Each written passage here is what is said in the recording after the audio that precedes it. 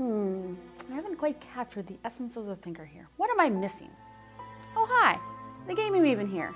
Today on the Insta Gamers Network, we're going to be talking about best artwork themed or best art games. So keep watching to see what all of our collaborators think is their favorite art game.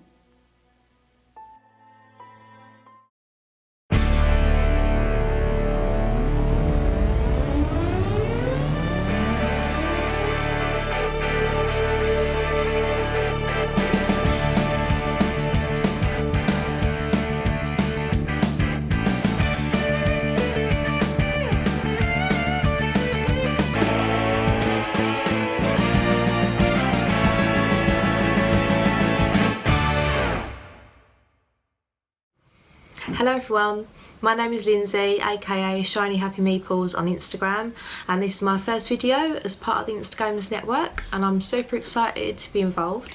So thank you to everyone for having me. And as you know by now, the topic of this video is best board game artwork. Now, I don't know about you, but I'm an absolute sucker for amazing artwork in board games.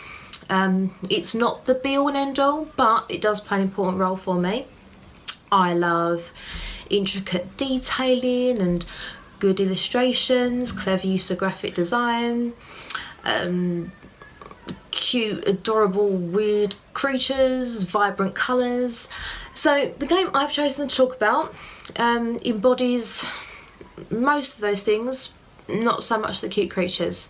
And the game I'm talking about is Fury of Dracula. So let's start by looking at the box. This is a really lovely design, really vibrant. I love the fact that the more you look at it, the more you see. At a first glance, it might not look like much. We've got our Bela Lugosi style Dracula there. But the more I look at it, I can see the shadow of the castle, in his cape and the moon. And it's a bit like an optical illusion. Sometimes I look here and I see bats, and sometimes I see trees. It's just really lovely, really clever, really good use of design there. Really love it, really lovely box. My favourite thing has to be the board. As you can see, it's an old vintage style map, really beautifully done. Definitely has that old school feel to it, so you feel like you're racing around, you know, the old fashioned streets of, you know, London or Florence or Barcelona, trying to hunt down Dracula. I love the intricate detailing here of where the slots where the action cards and map cards go. It's like a cast iron fence. It's really lovely, really good use of detail.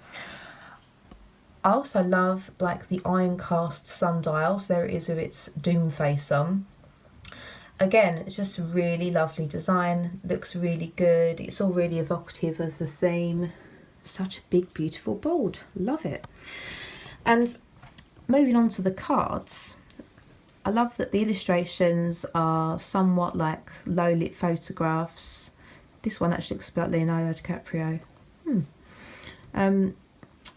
The combat cards are suitably grisly, really well illustrated. But it definitely sets the tone there. You know, we're supposed to fear this Dracula and, you know, want to beat the crap out of him. We don't want to meet him and give him a cuddle or anything. So the fangs and the blood and the red eyes are all pretty well suited to that. I love the back of the cards. Even that one looks like an old-fashioned like leather-bound tome. That's really cool. A beautiful colour in here. Really nice and really good illustration. I think it's absolutely lovely, really well done. So that's it, that's my thoughts on Fury of Dracula and how amazing I think the artwork is. But as you know, artwork is subjective, so you might have a completely different opinion. Let me know what you think. And now let's move on to the next Insta Gamer and see what they have in store. Alright, bye for now. Hey everyone, miltonpllaystabletop here, and in today's edition of the Insta Gamers Network, we're talking about our favorite game with the best artwork. And I believe that the game with the best artwork, in my opinion, is the Big Book of Madness. The art is made by a gentleman named Xavier Durin, who also goes by the name of Nayade. And the artwork in this game is spectacular. For those of you who don't know, The Big Book of Madness is a co-op deck building game where you play as a group of wizards who are trying to seal away the Big Book of Madness that you guys accidentally opened, thus unleashing a bunch of monsters onto the world. You work together in order to lift curses, to seal away these monsters, and eventually trying to close the Big Book of Madness. And for me, I believe that artwork and design and the way that the game is presented plays a huge, huge role in the way that people approach a game. If the game looks very simple, if it doesn't pop out, a lot of people are turned off by it, right? It's a first impression kind of thing. And so without further ado, I'm going to show you a few examples of some of my favorite pieces of art from the game, and then a conclusion to why the artwork in this game is some of my favorites. So here are a few examples of some of the artwork that you can find in the game. Here you see a dragon breathing fire, ripping itself out of the pages, a squid monster with eyes all over the top. Once again, the contrast of the colors really makes the game come alive. Here you see a humanoid gesture-looking creature, a lava monster that's burning the pages as it comes out. Here are some of the spells that you'll find in the game associated with the nature of the spell. Next up, you'll have some of the characters, the female characters. As you can see, the art really showcases their personalities and their elements. The same can be said about the male characters as well. As you can see, the artwork in a game can really bring to life the mechanics, what you're attempting to do, the victory conditions. Everything is, to me, based on how the game is presented. If the game looks really simple, you really don't feel like you're immersed in it, you're just there to play the game. But me, myself, I want to feel like I'm actually, in this case, like a wizard in this game, that I'm using spells, that I'm sealing away these monsters, that I'm a character in this living, breathing world. And the art does that very, very, very effectively.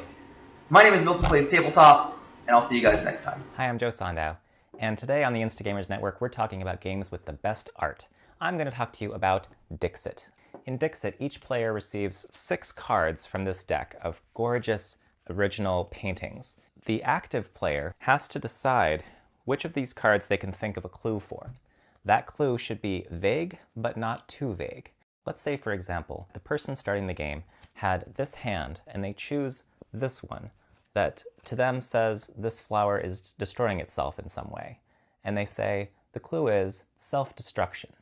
They do not show this card to anyone, but they place it face down in front of them. Another player looks through their cards to try to find a match for self-destruction. The closest one that they find is this one, so they place this face down in front of them. The next card looks through their hand. They find a card with a couple people falling, and they say, that sort of seems like self-destruction, and they place that face down. The cards that are chosen by those players are then shuffled under the table by the active player. That active player then places cards out. All the other players use these voting tokens, and they'll vote for which card they think is the correct one. When all players have finished voting, the active player will reveal which card was the correct card. Scoring rewards people who have guessed correctly, and it also rewards people who had other people guess their card. For the active player, they receive the most points when some, but not all, of the players have guessed their card correctly. Dixit is a game that is essentially about looking at dozens of beautiful paintings, and the scoring tokens are these adorable little bunnies. The first time people play it, they usually have the same response. These cards are beautiful. It's just very pretty, and it's a lot of fun. I'm JoeSondow. See you later. You know, I've run into a lot of fantastic artwork games, whether they're board games or card games. There are games that are just so nice to look at. I mean, the effort they put into the theme and the quality, you can really tell, like, wow, we're going to make sure this game looks great. But there is one game expansion that I think trumps all out there, and that is Dixit Memories. Why choose the Memories and not any other Dixit expansion or Dixit itself is because it's just so crisp. The quality of the content, the theme of the content being just so to the point. Now with other Dixits, it's a little more ambiguous when you look at the cards. Yeah, you can show a card and be like, I think it's this, and people are like, I got an idea. But with Dixit Memories, and I pulled out a couple of my favorites, these cards are pretty more straight to the point. but just the way they look, the atmosphere that they build, the quality of the content.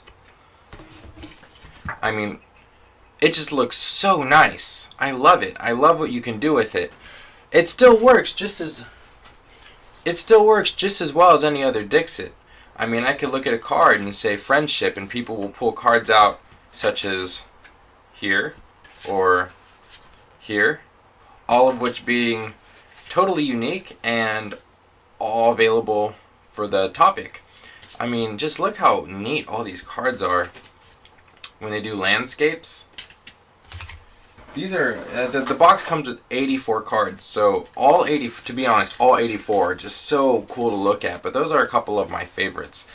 I honestly am so happy I bought this one. I was deciding between all of them, and I just, on a whim, decided to go with Memories because it just sounded neat, and because the box art looks really cool, and I was pleasantly surprised. I mean, yeah, let's look through a couple more. We have keys. This one's so cool. Yeah, I really enjoy it. Thanks for watching. Hi everyone, and welcome to another segment with To Die For Games. I'm Mandy, the board gaming pinup girl. I'm Tracy, the gaming maven. And I'm Steph, the games teacher. Today we're going to be taking a look at the Gallerist, which fits the art theme of today's show. It was designed by Vital Lacerda, published by Eagle Griffin Games. Plays in about 120 minutes with 1 to 4 players. Vital designed another favorite game of mine, Vinos, which is a winemaking game.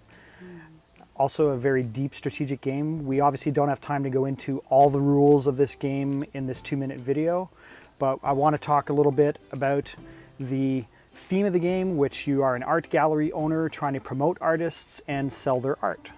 Yeah, I love this game. I find it's a very fluid playing game. It is longer, but there's just so much you can get out of it, and it doesn't feel like it's a long game. I love the colors. I love these little pieces where your actual art is on them. It's great.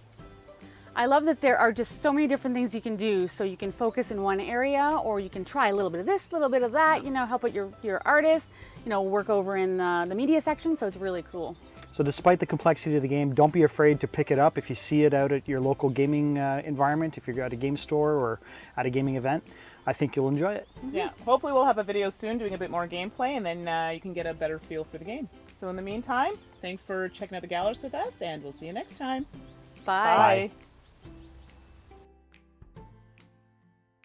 Hey everyone, I'm the Board Game Renegade, and today we're talking about art in games. Now, me as a game collector, I believe that everything about games is art, from the gameplay mechanics to the component quality to the graphic design and illustrations. However, I don't have the time to speak about all of those subjects, so I'm only going to be focusing on the graphic design and illustrations of games. Now, there's so many games in which I think the artwork is beautiful, but we don't have the time for that, so I'm going to focus on one game that does this very well. And the game is Abyss from Bombix Games. This game is designed by Bruno Cathala and Charles Chevalier. I hope I didn't butcher the name because I'm not a nameologist, but the artwork is by Xavier Colette. Look how beautiful the cover is, and this game is so beautiful that there are 4 different covers because they all look nice, so they gave the customer the opportunity to pick the cover in which they enjoy and like. I like this cover, and this is the cover I got. Anyway, we're gonna look at art, so let me show you some of the game art and why I love the art from Abyss. So here's the board of Abyss, and as you can see, it looks very, very awesome. And here is the rule book. This is actually one of the covers of the game. Remember I mentioned there were 4 covers. This is one of the other images that's on the cover. And as you can see, there is some beautiful artwork in the book as well. Let's find some right here. This looks great. And where the artwork really shines in this game is in the cards and the other components. Here are the ally cards. This is the monster card actually, and then these are some of the ally cards. And as you can see, every single one of these little cards is detailed wonderfully. And let's take a look at some of the locations. The location cards are awesome, amazing. Look at this beautiful artwork. Every single one of them has a different image, and they all look absolutely fantastic. I'm just skimming through them so you can see them all quickly. There's not really much I can say because art speaks for itself, and you cannot look at these and say that they are not anything less than amazing. This guy did an amazing job with this game, and I absolutely love the way the game looks. It actually suits the underwater theme, which is excellent. There are a lot of blues in this game, but it just works. And now here are the Lord cards. Look at these cards. They look absolutely amazing. The artwork is fantastic. I know I sound like a record on repeat saying how awesome they look, but that's the way I feel. It's just absolutely fantastic. So look at this. There are other games I would have loved to show you right now, but I had to pick one. So while I show you these, I'll mention a few others. There is Mysterium. That game looks amazing. There is Ashes, Rise of the Phoenix Born. That's fantastic as well. Freedom, the Underground Railroad has great artwork. I like the artwork in Smash Up. I like the cartoony stuff like that as well. And there's just great artwork throughout all board games and card games. So I want to give them all a little respect for what they are. But look at these cards from Abyss. Absolutely fantastic. And that's why I love it and chose this game to show you for artwork. So that's Abyss, and that is the artwork of Abyss. And keep in mind, this is also a very great game. So if you like nice artwork and you like tight, smooth gameplay, check Abyss out because it is absolutely rad. G'day guys, charmbo.gamer here from the Insta Gamers Network, and this round we'll be looking at board game art. Being an ex-Magic player, card art in particular is something I really enjoy. It does go a long way with my games. Although board game art isn't always imperative either. I've got plenty of games which have horrible art, but I still enjoy playing them. Let's take a look at Impulse, for example. It's a card-shaded classic, but it really does lack component quality and it's not known for its artwork. And then there's Castles of Burgundy, possibly one of the best Euros ever made, and for good reason, but the artwork's kind of bland. So in total contrast to that, there was a game recently produced which totally revolutionised art in board games. It was the first game that really genuinely used art to immerse you in the game itself. So let's take a look. And this is the game Scythe, and this is the box art for it. It's a beautiful piece of art in its own right, and it illustrates perfectly what the game is going to be about. As soon as that board hits the table, again, you know you're in for something quite special. And look at the level of detail in each hex or territory as it's known. It is just a highly detailed board, and again, it really influences and immerses you in the gameplay. It's quite magnificent. And the card art is just amazing. It totally negates any need to have text on the card or flavor text at all. In fact, the rules state that when you draw an encounter card like this one, you have to show it around the table. And the amount of stories that we were coming up with just from the art itself. And then there's just 3 basic sentences to choose from down the bottom. So I've never really known a game to rely totally on art to describe a scene. It's very well done. The components themselves are all wooden and high quality and just integrate in with the game so well. So these are the ones from the retail version. If you're lucky like me and got the collector's edition, the components are just jaw-droppingly nice and complete with beautiful metal coins to play with. Again, it just adds to that artistic feel and flavour of the entire game. And last but certainly not the least are the beautiful character minis and mechs. And they integrate so beautifully with the scenery on the board and the art on the cards when you draw a card, which just totally captivates you and top off a fantastic gaming experience. And there you have it, that's Scythe. In my opinion, it totally revolutionises the way art is used in board gaming. I'm Charmbo Gamer, I'll see you on Instagram. Art.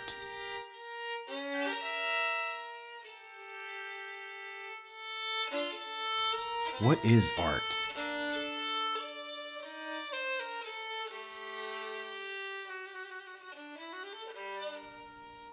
Are we art?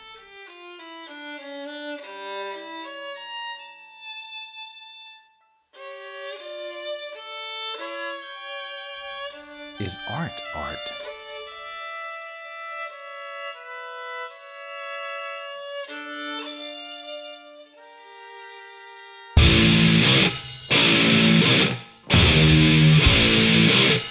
Don't ever let anyone tell you otherwise. Art in a board game does make a difference.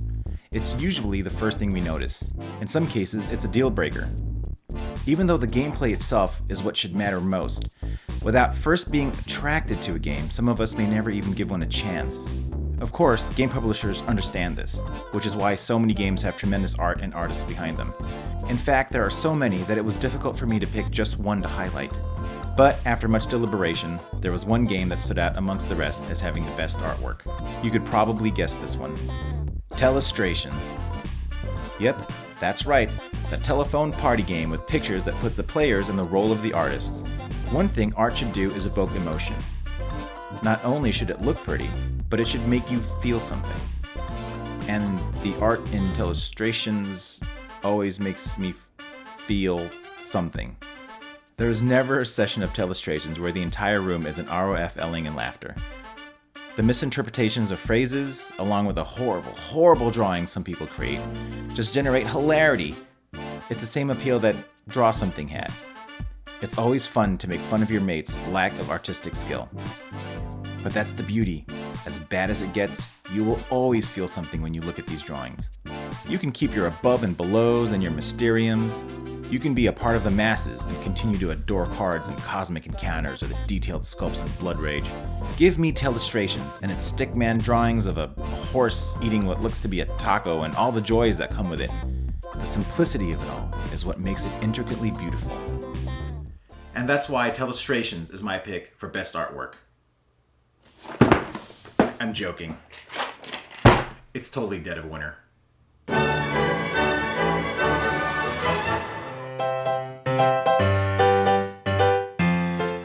My name is Annette, and you might know me on social media as nettersplays. Well, today I want to talk to you not just about my favorite board game artwork, but my favorite board game artist, and his name is Vincent Dutray. Now, he's my favorite board game artist because of his characters. That I love the faces that he creates and the emotion that they bring, but also he's done a lot of artwork for a lot of good games, like New York 1901, Lewis and Clark Expeditions, and the Discoveries. He also did it for Raptor, Elysium, Medici, Longhorn, Broom Service, a whole bunch of different games. So the list goes on and on. But he also does children's books too, along with Pathfinder RPG books. So he's a really prominent artist. And so I wanted to go over this example here and how he portrays that emotion and that feeling in his artwork and presents it in a board game.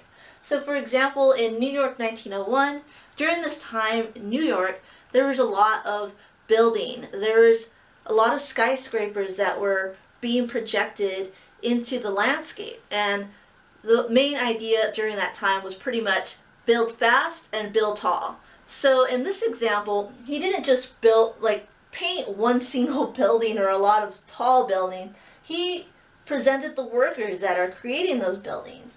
And I really can tie myself into that point. And also where we're going in the future during that time, which is we have the whole landscapes to grow up. And so he kind of presents that in this image right here in this cover piece. Before you even open the box, this is what he's presenting to you. This idea of you prosperously growing the city and trying to achieve as much as possible and feeling a sense of accomplishment when you're done. So definitely I wanted to just present that to you. And I'll also go over some images next and just show you a whole bunch of images and the artwork pieces that I really like too. So thanks for watching, you guys.